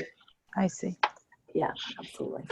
Rebecca, why are you meeting with the employee supervisor? Why is it a meeting with the employee and a representative of the union? Isn't that wine garden thing? It is, however, you first need to figure out if there's a valid grievance that's occurred or not. And in this case, yeah, you're right. If you're meeting with the employee, you're going to have a rep there, or they at least are allowed to have a rep. But in this case, the situation is this illegal? Is this a valid grievance at all? That's what you need to figure out first. And if you can do that with both the employee supervisor and the union rep, you're going to not necessarily ever have to go to a situation where it needs arbitration. Okay, so that is the last question in your final exam. So we have a couple options for you all. I have a game that we could do, or we can just use, we only have, 25, 28 minutes or so to ask any questions, talk about taking the exam, which most of you are taking in the next week or so. So I'll leave it up to you all. Would you like to do a game, or would you like to just use this time to talk about questions, concerns, topics, etc.?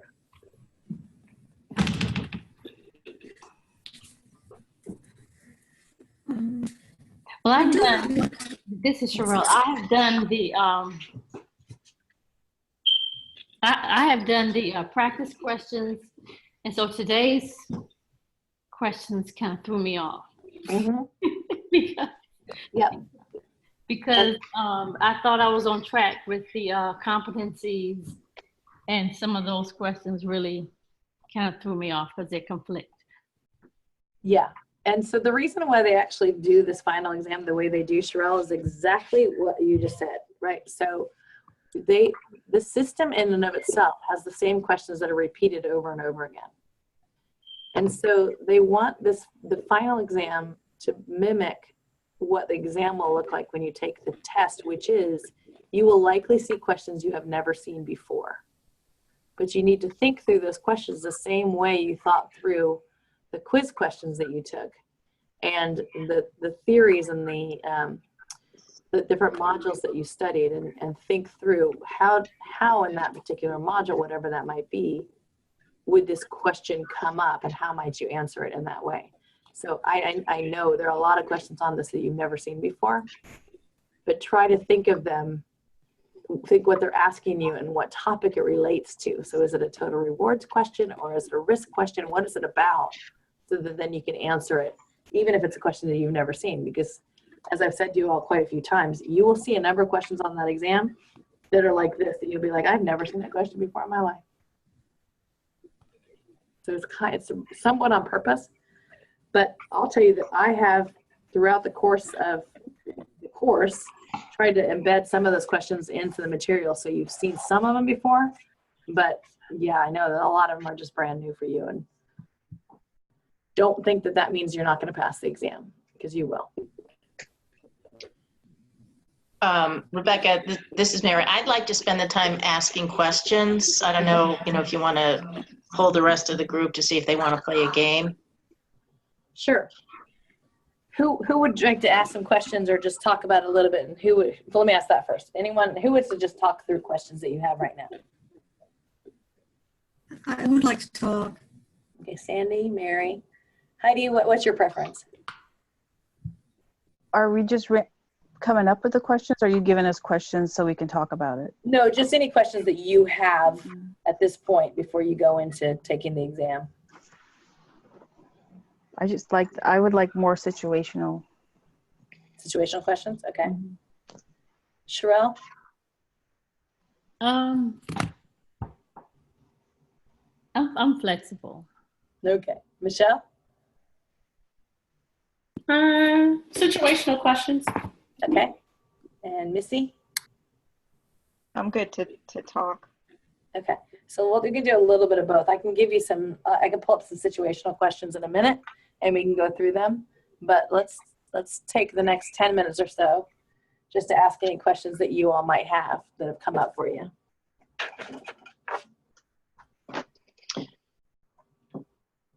So I can start. I've got a kind of a procedure related question. I've read that there is a strike through option. Yes. And when I took the final, I mean, does that mean you can hit it and a red line goes through two of them or something? Uh-huh. Okay, because I haven't seen that anywhere. It should have been on your final, really? You didn't see it there? No. On the post test. Yeah, I didn't see it on the, is it on the post test, Sandy? Yeah. That was on the tutorial. I took the tutorial and It's on Okay, I the guess I'll tutorial have to and it's take on the post test. Okay. I And then I had a question. So on the post test, there was a question about you're friends with someone, it's a colleague, but you're in a social situation, you're friends, and she tells you that she's being harassed by whoever, her manager, and she asks you not to tell anybody. So what do you do? And so two of the answers are nonsense answers, but the other two are, one, you go to your colleague and you encourage her to make a complaint, assuring she would be protected, that there won't be any retaliation. And then the other question is, speak to the VP of HR confidentially. And I selected the one about telling your colleague to go, to put forth a complaint and assuring that she wouldn't be retaliated against. And that was the wrong answer. So my question is, in those HR type of questions, if the answer contains going to a VP of HR, if it's just an HR generalist or an HR representative, is that a viable answer to go to some? I just didn't think that going to somebody else was a viable answer. So let me ask all of you, why do you think that was the answer? To go to the To see VP, yeah. because ultimately they're responsible for what happens in the organization, and they should know, they should be aware of what's going on. That's one reason. There's another reason. Anyone have an idea of why? Isn't it something to do with the duty of Yes. care? Yes. So explain that duty of care. Ah, okay. It's you're basically obligated if someone comes to you with something like that, harassment, to take action. You can't sit on that information. You have to push it forward. That's just in a nutshell with my fried brain at the end of the day. Yeah, but you're absolutely right. That's exactly right. So, and it goes to my typical response to anyone who would come to my office and say, hey, can I talk to you? The first thing I would say is yes, and you need to know that depending on the situation, I will do my best to keep your confidence, but there may be some times that I cannot. Mm-hmm. Okay. And that's one of those cannot times. Okay. Okay. Other questions?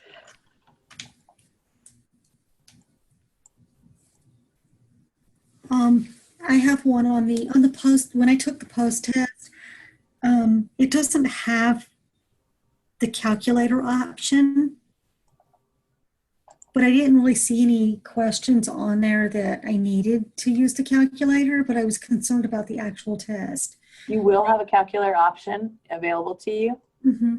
So you will have that option when you take it. Okay. Yeah. I saw the tutorial and I tried to find it again, and I couldn't find where it was at. The tutorial in the learning system. Uh-huh. I will have to go in and find it for you. I'm not sure off the top of my head. I can tell you, direct you without playing in there for a little bit for you. Okay. But I'll play around with it tonight and get you how you do it. Thank you. I looked for it today and I couldn't find it. Oh yeah, no problem. All right. Other questions? Cheryl, did you say you did the tutorial?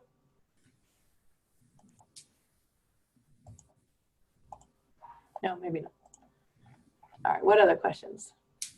I'm sorry. Yes, yes, I did the tutorial. I was playing with my phone. I switched you over to my iPhone, but yes, I did the tutorial. Do you remember where it was in the system to tell Sandy? No. Okay. I'll look.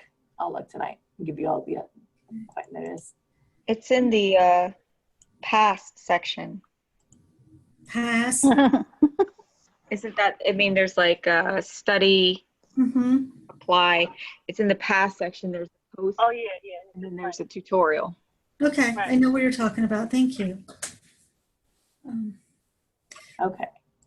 So the other day, the other class that we had, and we were talking about the modules and the post test, and you were explaining that if we did the modules at 80% consistently, then the post test at 80%, you felt like we would pass the test. Yes.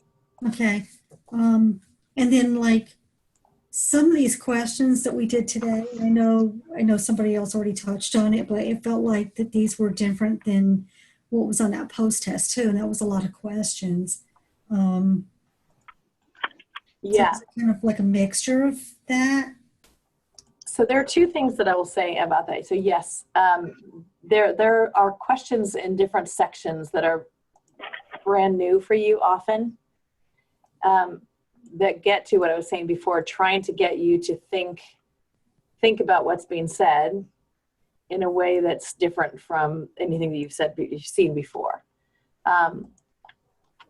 But the other thing is, I have seen consistently at around 2 weeks before you take the test that you start having a lot more anxiety. Mm-hmm. For those of you who are in that window, I often see people miss questions that they've known before or miss concepts that they've known before because they're now very stressed about taking the test. So I think a lot of times you can be, even though the questions might be new for you, if you take the time just to think about it, you often will be able to come to the right answer, even though before maybe you have never seen that question before. Does that make sense? Mm-hmm. Yeah, I think today when you prompted us to really pick apart the question and look at some of the key words, it was helpful, but it still was, it conflicted a little bit with what I thought the general direction taught us before. Yeah. And that's what I would suggest you do every time is strike through, pick apart the question and go back to what it's trying to say to you and try to identify which type of question it is. So is it a total rewards question? Is it a diversity question? What are they really trying to ask you?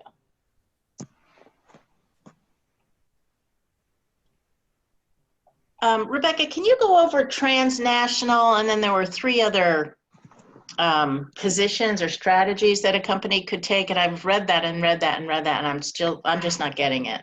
Okay. Let me see if I can pull that one up just a second for you. Or if somebody else on the call has an easier way to remember it. While I'm looking, does anyone have anything on that? Hang on.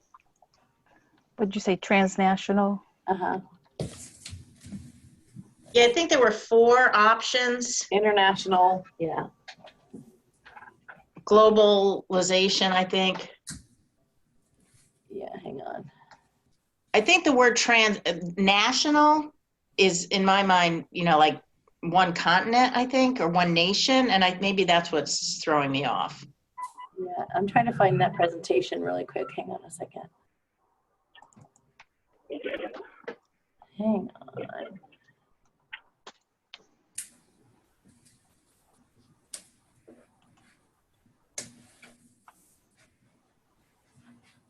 I'll get to the right one, then I can find it for you.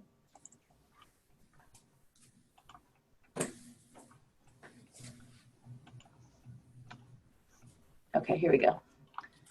Here we go. Hang on a second. Let me share the screen with you all so you can see. It would be helpful. Okay. So can you all see this? Yes. So there are 4 global local models that organizations, if they're trying to decide whether they're going to go global or not, they think through. So it describes ways in which an organization can combine a global integration strategy with a local responsiveness strategy.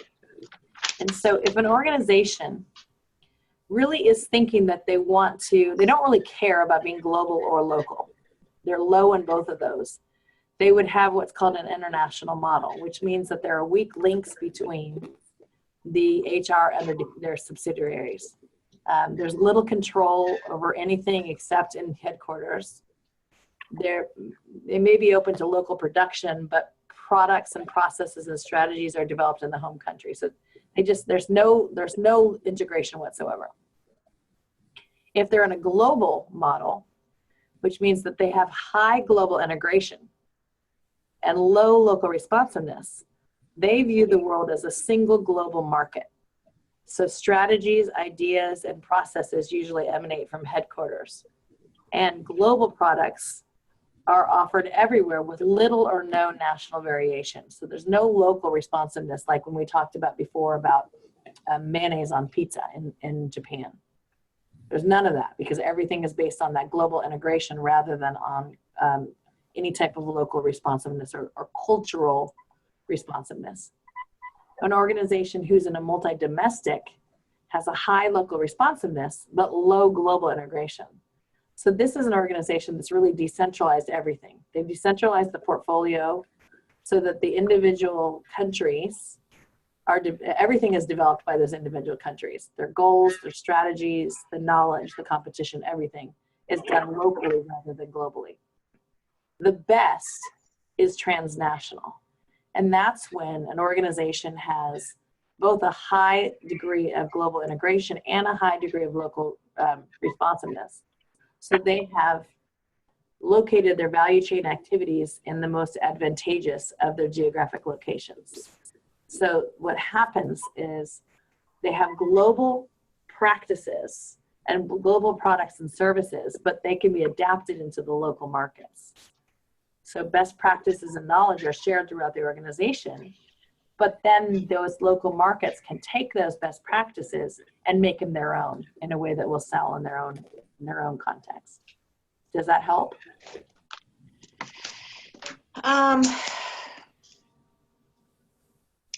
I can remember one of these. I can't remember all four. So would they have questions on the other three, the global, the international, or multi-domestic? Or yeah, if they do, what they'll probably say is in the global local model, multi-domestic would mean that they have a high or low degree of local responsiveness. That's what they would ask you. So they try to ask you where they fall on that grid.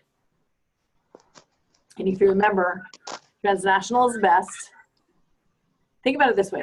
Global, global is going to be high global. And think domestic, think local. If it's domestic, that means it's local to an area. So global is going to be high on the global, and domestic, multi-domestic is going to be high on the local. Okay. Do you understand that? I do. Okay. So between international and transnational,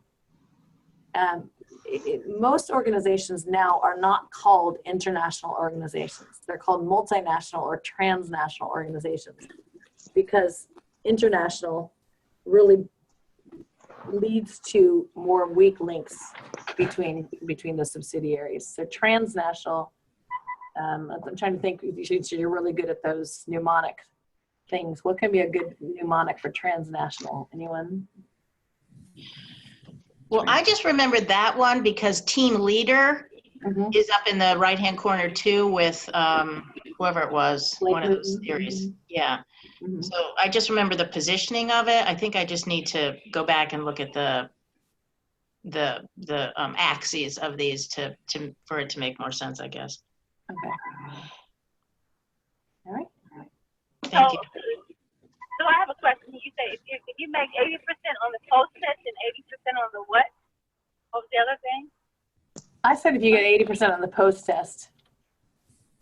I just said post test, but I think if you could take that bonus test would be another good one to take. Okay. But it doesn't allow you to strike through on that one. Okay. Yeah. Okay. Let's see. Do I have? So I've got one situational judgment one for you, and then let me find another one, and then we can ask. You can do those in the last few minutes, since that was the other thing some of you wanted to do. So let me pull a couple of them up here. Hold on. Let's see.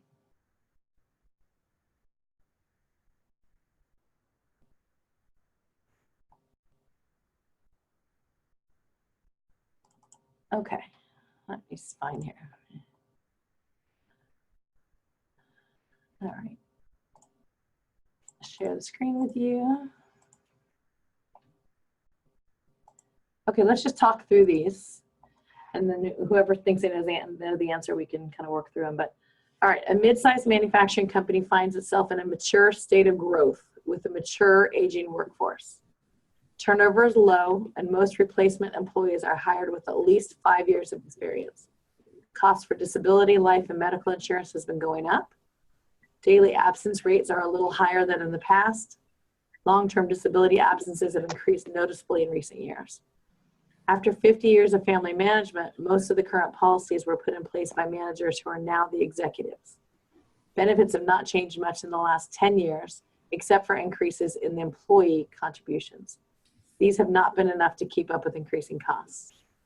A recent downturn in the economy and growing benefit costs have spurred a recognition of the need to embrace changes. A new VP of HR and a new total rewards manager are hired to facilitate those changes. The benefits administrator gives the orientation and apologizes for not having good benefits, as this is a small company that cannot get the kind of benefits found in large companies. The total rewards manager thinks how much better these benefits are than the benefits at the 5,000 person company the manager came from. There is an existing internal grade range system in place. The union contract has just been signed with a new 25% cap on increases to employee premium. Annual increases have been 0 to 5% over the last few years, but this year the benefits broker has proposed a 25% increase. Okay. So if you want to read that a moment more. What does that mean? New 25% cap on the, insurance premiums? Premiums, yeah. Meaning that they can't go up more than 25%. Which is huge. It is. All right, we can go back and look at it, but let's look at the question. Utilizing the pay and benefits components of total rewards, how could the total rewards manager craft a message to make 25% benefits premium increase more palatable to the union employees who received a 3% salary increase? Convert the increase to benefit cost to dollars and compare it to the changes in compensation dollars, focusing on the increase in net pay and benefits. Delay the benefit announcement as long as possible to maximize the elapsed time between the compensation increase and the benefits premium increase, so employees are less likely to compare the 25 and 3% numbers. Look for some relatively inexpensive benefit expansions that can be made so that the message is that there is an increase in both the benefits and the cost, some good to go with the bad. Indicate that both the 3% increase and the 25% cost cap were agreed to by the union and were part of the bargaining process. The high increase in the benefits premium is simply the result of the union putting more emphasis on wages than benefits. Which ones of those four can you cross out? B. Yeah, you can cross out B. You're not going to do that. A. Can you? I think A is the answer. Great.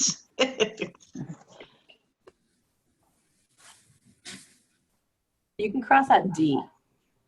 Yeah, because you're placing blame. Exactly. D is a blame placing. So if you're left with A and C, what's A trying to say? Missy, you said you think that's the answer. What's A trying to say? Well, I just read this in one of our practice questions, so that's why I know the answer is A.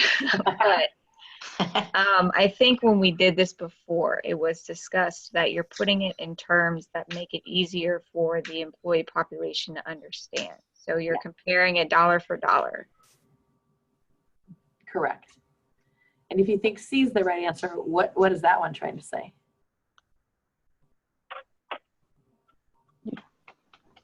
Trying to mask it a little bit.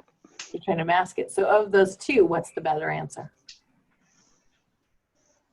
A. A. A. Yeah. Yeah. So what Missy said is exactly right. So A, what you're trying to do with this one is trying to show them what the benefit is and compare it to the compensation dollars. So focus on the increase in net pay and benefits. What are they actually getting from this?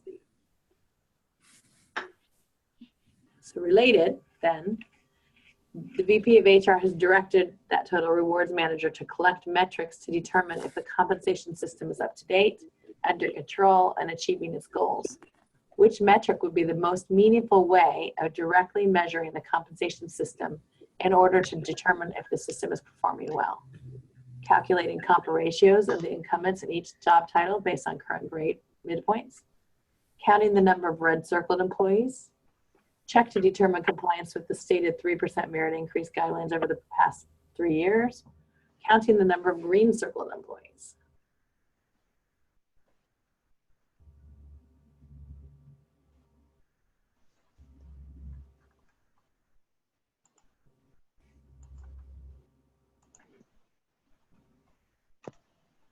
Anyone have a strong opinion on this? I think it's A. I was thinking A. Yeah, me too. You are right. It is A. Yeah. So counting red circled and green circled employees isn't going to help you at all. And you remember red circled are people who are above the comp ratio, whatever your max is, and green are people who are way below. That's not really going to help you. And determining the compliance with the stated 3% merit isn't really going to tell you whether the compensation is performing the way you want to. 2, what's going to tell you is by comparing the comp ratios, so you know, are you paying higher or lower than really what you should be paying, because that's the start of doing the job evaluation. To support the company's new goal of hiring and retaining a more age-diverse population, the Total Rewards Manager is tasked with developing a benefits program that appeals to a broader range of ages than the current program, which is focused around medical and disability benefits. What benefits program option should the Total Reward Manager suggest that would expand beyond medical and disability benefits? The organization has been using a buy rather than build talent strategy, which could be flipped around using learning and development programs to attract and retain younger, less experienced workers. The organization could move to a less rich, high deductible medical plan with lower premiums that would be more attractive to younger workers and save the organization money on their older employees. The organization could expand its current tuition reimbursement programs to allow recent graduates to receive help to pay down their student loans, which could be powerful attraction and retention. Or designing a program targeted at young people would be ill-advised, as it would violate discrimination laws designed to protect older workers. What could you cross off? You could cross off B. Okay, why could you cross off B? I think you're right, but why could you cross off B? Because it's the question asks beyond medical and disability benefits, and B is talking about a high deductible health plan, which falls under medical insurance. Excellent, so you can cross off B. What else could you cross off? D. Yeah, right. So if you're left with A and C, which one really is talking about benefits program option?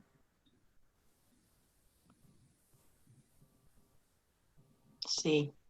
C. C.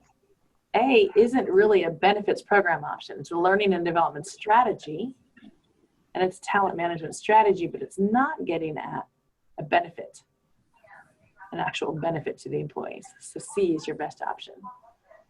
So in this question then, Rebecca, how are we to know, so it says they're looking to build a more age diverse population. How are we to know that doesn't mean they're looking for older workers too? Yeah, well, let's see. Let's go back to the question. See if there's anything in the question related to that.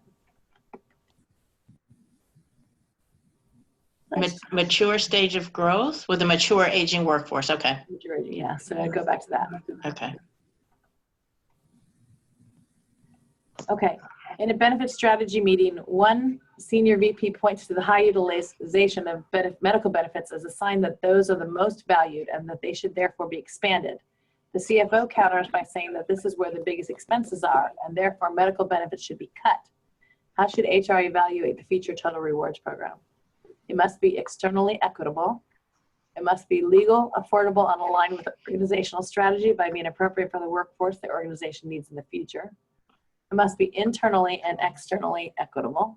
It must support the needs of the current workforce. I would say B. B? I would say D. Which can you cross off right away? C. Potentially C, but definitely A. You're not just going to be externally equitable, right? Right. So if it comes down to between B and D, really the answer is B, because this is one of those questions about the strategy, right? That aligns most of the organizational strategy by being a workforce of the future. And that, going back to that question, the actual stem of the question again, well, you can find the answers to that here as well.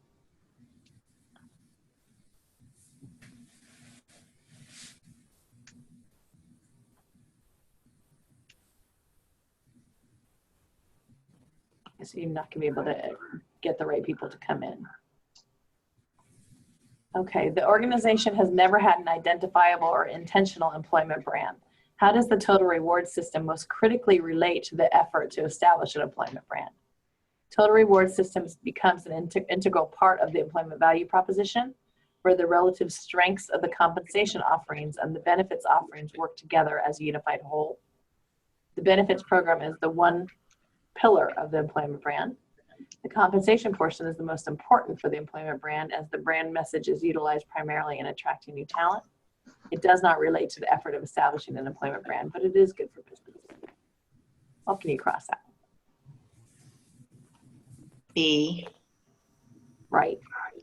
C, and D. B what? C and D. Yeah.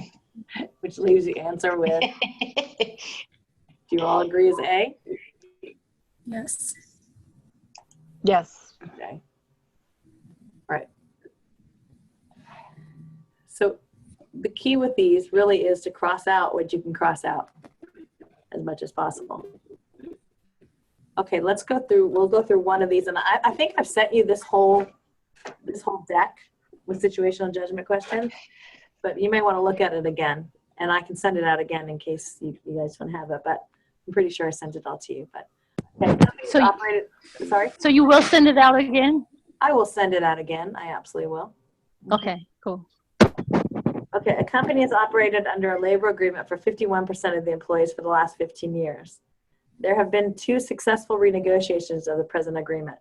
The original union steward, so the union rep, who successfully negotiated the 3 agreements without any strikes, recently retired, and a new union rep is in place. Until now, there has been no reason for a strike, and the company and the union have coexisted amicably. Over the years, the union filed a small number of grievances, but those were resolved without any contention in a timely manner. The latest agreement is over 5 years old and passed the renewal date 6 months ago, so they're already kind of in arrears for dealing with this. The union and company management have been in negotiations but have made little progress. Negotiations just stalled on the union's demand for increased pay and the addition of another category of employees to the union rolls. This addition would raise the union coverage to 65% of the employees in the company. So they're stalled, negotiations aren't going anywhere, and the union wants to have this additional category of employees where they get more union reps. I'm going to go to the question, hold on a second. Okay. During the ongoing negotiations, the HR specialist observes an increase in the number of employee complaints and conversations on the shop floor regarding dissatisfaction with pay. Grievances filed against the company have risen. The HR specialist also observes signs of a possible strike. There's an increase in company gossip and social media comments about a possible strike deadline. Employees are wearing more union paraphernalia to work, and union brochures have been left on site after work. Finally, the union announces a strike deadline. The steward makes a public statement one morning that a majority of the union employees have voted to strike at midnight tonight if a satisfactory agreement cannot be reached with the company. That same morning, the HR specialist sees strike signs in employee cars and trucks in the parking lot. On the day of the announcement, the HR specialist makes recommendations to executives about how to prepare employees if the union calls the economic strike. HR specialist proposes company-wide communications to notify all employees that the organization will continue operations in the event of the strike and to encourage employees to come to work until successful negotiations are finalized. So let me go to the questions here, sorry. This is a huge one. So let me go to this one. How has this recommendation demonstrate leadership and navigation competency? What is she doing or he doing to demonstrate leadership and navigation competency?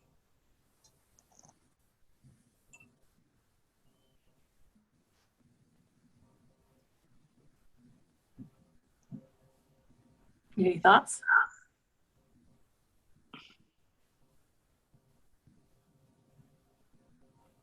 Here's the answer. By recognizing company-wide communications, the HR specialist demonstrates the ability to lead the organization through adversity with resilience and tenacity. So there are a lot of questions in this particular deck. You'll have multiple choice questions, and all of the exam questions will be multiple choice. But when you read through the scenario, be thinking about the questions that ask you just to ponder, kind of essay type questions, because that is where you will do some learning also on how to think through how these questions could be answered in the most appropriate way. So, Rebecca, I have a question on these types of questions on our exam when we actually take it. Are they similar to how we take them on the modules where we can scroll back up and reread? yes, they will not, all the questions, so let me just make sure I heard your question. You're saying, will they look like this or will they be, say that again, Sandy? Will the questions be more like what we're reading on the practice test, where we can scroll back up and read the paragraphs again? Yeah. They will never be as long as these ones are. Okay. But they're this long here so that you can start to think, critically think about what they're trying to get at. Similar to what I was saying before, if you can get at what the question is. So there's a lot of stuff in this one, but that answer had nothing to do with the union, right? It was about leadership and navigation through a risk situation, a resilient situation. So if you go through these and really start to answer the questions that they ask, not just the multiple choice questions, you'll be better prepared for thinking through how you answer some of those questions as they come up. So it's 8 o'clock, and some of you are taking the exam later this week. And some of you are taking it, at various times in the next coming months, of the next couple of weeks, and then at least one or two of you, I think, are taking it later. Here's what I recommend you do. Take those quizzes on the learning system for each module and figure out the ones that you think you're just not getting yet and reread those sections. The ones that you know, like let's say you feel really confident with learning and development and you feel really confident with, say, total rewards. Don't spend your time on those. Spend your time in the next couple of weeks on those ones that are still tripping you up. And that's where you really should be studying. But then go back to the tips that I gave early on, which are to start resting now and not stressing yourself out so much. Make sure you rest the day before the exam. Make sure you read through those tips about, the testing center. Try not to feel like you have to leave the room if you can help it. Use what's available to you. So use the strike through and the mark. I really feel confident that all of you are going to pass it. You know this material. All of you have been able to answer the questions in ways that make it very clear to me that you know the material. The more you can just study the things you feel like you need to study, the better off you'll be. Don't scare yourself by going back and taking some things, taking all the exams that exist, and because you likely will get scores that will scare you a little bit. So try not to worry about those. Take the ones that you need to do some more studies on. All right, so last thing that I'll say is, two things. One, let me know how you do. I'm anticipating all of you are going to pass. Between now and the time you need to take it, go back and listen to any of the presentations that you want to. Call me, email me with any questions you have. I'm happy to talk through anything with you individually. And then when you take it and you pass with flying colors, let me know that you passed. And if there are questions that you took on the exam that you saw that you can remember, let me know and I'll make sure others know about those questions. So if there's something that you're like, oh, they asked the question about total rewards, or they asked this question, let me know, because then I can make sure everyone else knows that too. And you can just be kind of a help with somebody else's learning portal. And on that, I'll say it's been a great 14 weeks with you all. And if I could do anything to support you, please let me know how I could do it. Thank you so much. Thank you. Rebecca. Thank you. You've been a great resource, Rebecca. I appreciate everything. Yes. Yeah. Happy to help. If I can do anything more, please let me know. All righty. Take Thank care, you. everybody. Good luck. Sandy, good luck. luck. Thank you too. Good luck, Mary, on Wednesday. Yep, you too. Thank you. No All right. sleeping till then. Thanks. I know, Bye-bye. right? Sleep, please sleep. Bye all. Bye. Bye. Bye.